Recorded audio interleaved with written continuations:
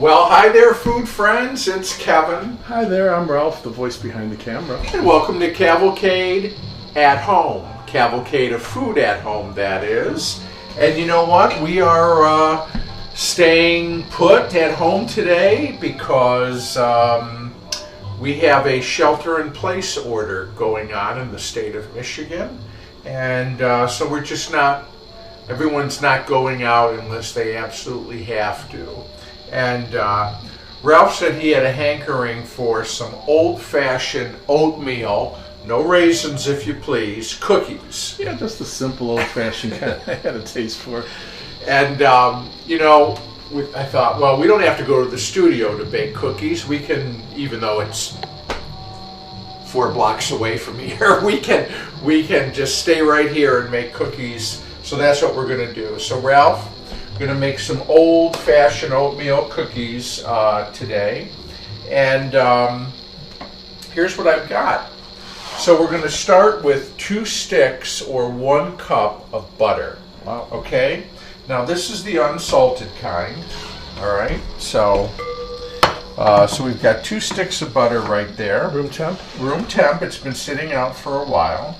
And then I've got a 1/2 cup of granulated sugar. I'm going to put that in there.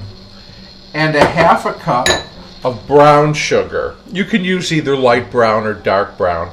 And remember, when we measure our brown sugar, we pack it, into the cup. So when you say granulated sugar, you just mean white sugar? I mean good old-fashioned white sugar. We're in the home of Pioneer and Big Chief sugar. Right here in Roswell, Michigan. So we're gonna do a little creaming here. And so what that basically is we're gonna splatter this all over the kitchen. Well, not really, but we're gonna kind of combine the sugars and the butter together. I like this old mix master you're using. Is there some story behind that, Sunbeam? This mix master was left here in the house from the previous owner. Wow.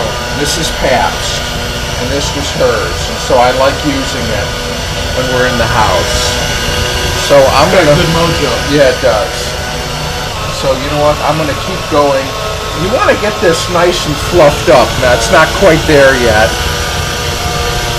It looks like it's all going into the beaters. Yeah, it'll come out. It'll come out over time. You'll see. You'll see how it's starting to come out now. There we go. Now we're getting somewhere. Have patience. So, you know, you definitely either want to use a handheld mixer, or if you have a stand mixer, that's even better for this kind of a recipe. Especially, it's going to be a thicker dough with the oatmeal. Now, look at this. Now we're creaming here. I don't have a stand mixer, so I'd be giving my muscles a workout with a hand mixer. It would be. You really would be. All right, I'm going to let this go another minute, and then we're going to come back. This even has a setting, Ralph, number 7. It says creaming butter and sugar. Wow. So, you... Takes the guesswork out. Well, the people at Sunbeam made mix masters for a long time. They still make them for that matter. And so they knew that this was one of the things, if you're going to be making cookies and cakes and you're going to be creaming things like butter and sugar together. All right. So now what we're going to do, that we have that, we're going to take an egg and we're going to add 1 large egg, please. And that was sitting out. It's at room temperature. And a little splash of vanilla, right? A little vanilla. We're going to put in a teaspoon of vanilla extract. Okay. Now we're going to mix that into our butter and sugar combination. And that'll help. Once that egg gets in there, you'll see that this will start loosening up a little bit. Again, you need a spatula. You want to scrape this bowl. The sides. Yep, as we go here. And you want to get this really well incorporated. And it's going to take a couple minutes, so let me do that. But you want to make sure that that egg is fully incorporated into the butter and sugar mixture. So we'll come back and we'll get the oven preheated at 375. 375 degrees. I've got it on already. All right, the egg and the vanilla and the butter and the sugars are all nicely combined. Okay, Ralph? Okay. So now we're going to take care of our dry ingredients. So I've got a cup and a half here of regular all-purpose flour. All right? To that, I'm going to add a teaspoon of baking soda. Not powder, baking soda. So this is going to help give our cookies a little lift. Then we're going to put some cinnamon in. You could add a little nutmeg too if you want, but I think we just like the cinnamon. Yeah, you have to be careful with nutmeg. A little goes a long way. I'm going to put in a teaspoon of cinnamon there.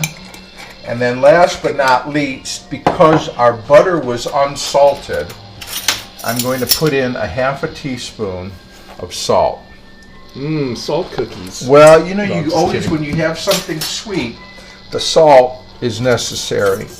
It actually helps to create a contrast and make the sweetness stand out in a different way. It does, yeah, and it brightens the flavor. It's not so much salt that it tastes salty, but it does. It enhances the other flavor. Now I'm just kind of whisking this and getting this good and mixed. Okay, so that's now a German baker gluten mix. Gluten. Okay. All right, so now I'm going to gradually add the dry here to this. Okay, so a little at a time, scraping as I go. That avoids clumping if you do a little bit at a time, right? Yeah, it just helps it incorporate a little better.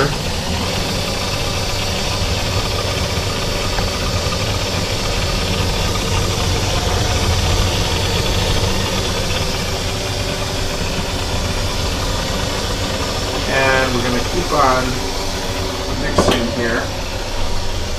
Get all that in there.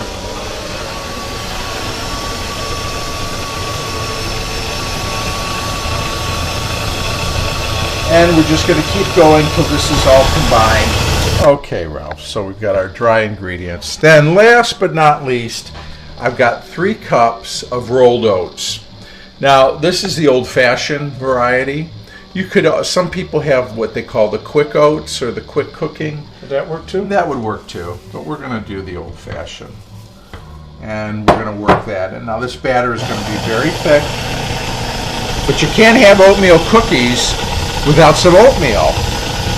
So you gotta just add a little bit at a time. A little bit at a time. Don't worry that it's seeming too dry or too thick. It'll get incorporated and start to do its thing. And yeah, again, this is another reason why if you have an electric mixer, a real essential appliance to have if you're going to do any kind of baking, cakes, cookies, breads, things like that. You're going to want an electric mixer. Okay.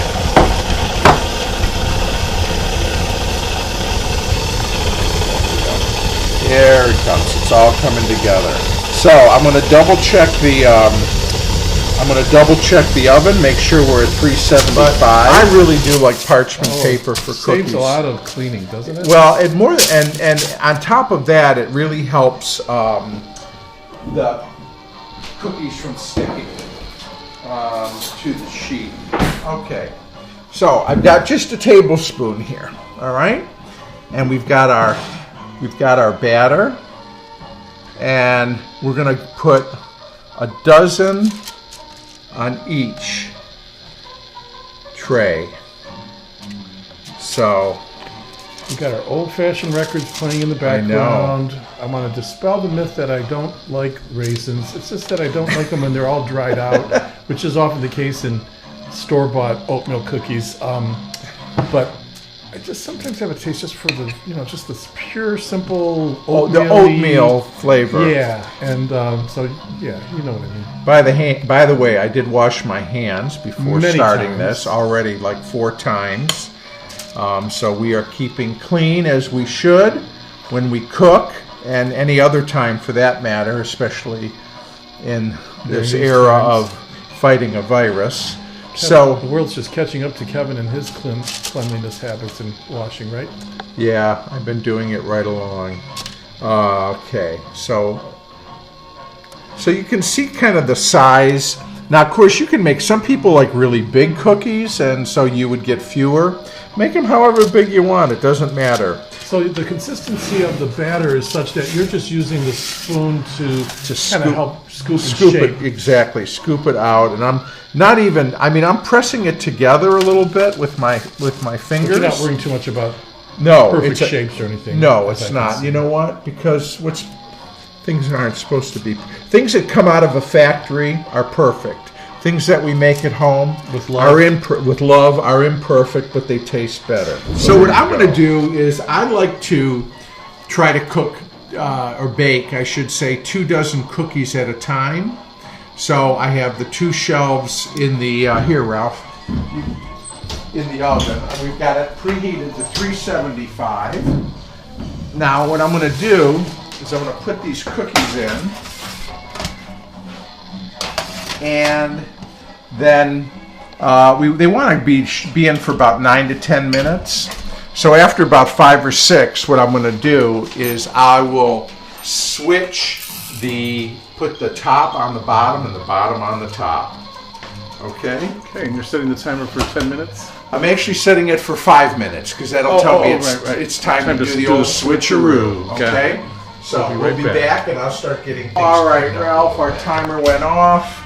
So I flipped them at 5 minutes. I put the bottom on the top and the top on the bottom. Look at those. Wow, so now they're just going to cool off? So we're going to leave them for about a minute on the tray. Okay. And then we'll transfer them to the cooling rack here. Sometimes, especially chocolate chip cookies, when you take them right out of the oven, they're soft. You mean oatmeal? No, not so much these, because this was a heartier batter because of the oatmeal. Oh, you're saying like some cookies, when you take them right out, because they're soft, like they're still kind of gooey. Yeah. So you don't want to if you move them to the cooling rack right away, they'll stick to the cooling rack, or they'll kind of droop on the cooling rack because they haven't kind of firmed up yet. But look at these, and they're just nice and brown. And if you look underneath, I'm going to flip one over. Look at that. That's what you want. That's what you want right there. Toasty. Nice golden toasty brown. And you can just imagine how wonderful the kitchen smells with that buttery, cinnamony, vanilla smell of the oatmeal cooking. Some of these are kind of bite-size. Perfect. Matter of fact, I'm going to put the tea kettle on and have some with some tea. Although the cameraman would like to try one. Not yet. Not yet? I want to wait till they're cool. Shucks. Well, oh my God. They're not cooled yet. You can see they are still fragile. Yeah, so you want to carefully set them on the cooling rack and let them cool down a touch, and then we'll get cracking on the next batch. You know what you're getting? You're getting the oatmeal right up front. Remember, we got 2 sticks of butter here. So you're getting a nice buttery flavor, very light cinnamon, and you wanted a cookie that was really oatmeal-y, Ralph? Yes. This is it. Like an oaty flavor. Very oaty. So, anyways. So we're going to come back, or is this it? This is it. Oh, okay. No need to I'm going to still make cookies. I got probably another 3 dozen left to do. So I'm going to put another 2 dozen in the oven here. Oh, I saw someone just take one. What do you think? Wow. Huh? Yeah, it's just what I had the taste for. It really has the not too sweet, but you get the oat flavor, the brown sugars there, yeah, the butter. Now, if you did want to add nuts or could add walnuts or raisins. When would you do those? Dried cranberries. When would you add those to the mix? So when you add the oatmeal. Okay.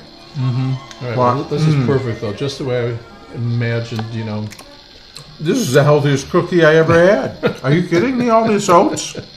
Forget it. My cholesterol just went down 20 points. Plus, it's good because of all the fiber, right? Uh-huh. All right. Well, So, thanks for joining us for this episode. Anyways, thanks for being at home with us as we made these cookies tonight. We are so glad that you could be with us, and we were glad to be able to do a little baking with you, and we hope you enjoyed it. We sure did, and we'll love these cookies, and we're going to see you next time right here on Cavalcade of Food. Bye, everybody. Bye. Stay safe and be well.